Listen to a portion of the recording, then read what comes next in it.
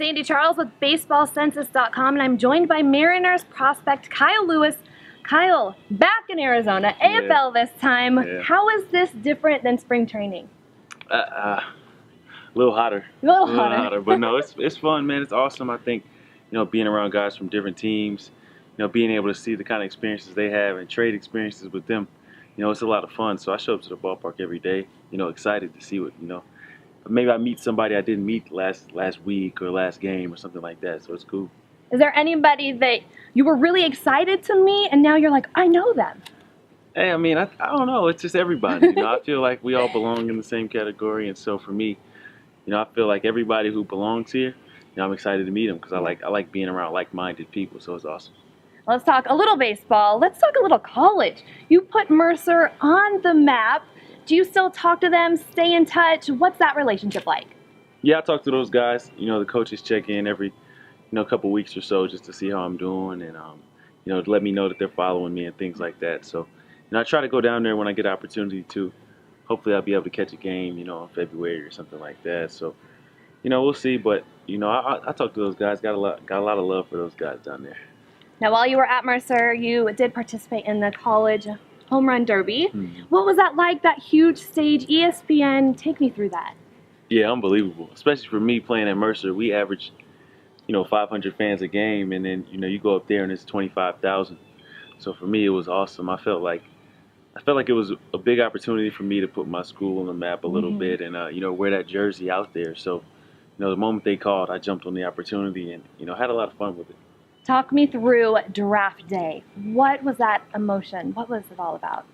It was almost like so much emotion that, you couldn't really pinpoint it into one thing. It was just a lot going on. You didn't really know, where you were going to get picked. We didn't have any idea, so there was a lot of uncertainty there. And then we had a lot of people, at the party waiting to see what was going to happen. And so then it became a thing of everybody's getting restless and wondering what's going on and everything like that. And, I'm excited at the same time. So, it was a lot, man. It was a lot. And then I hopped on a plane the next day, went straight to Seattle. So it was cool. And speaking of Seattle, you did get to take big league batting practice at Safeco. How incredible.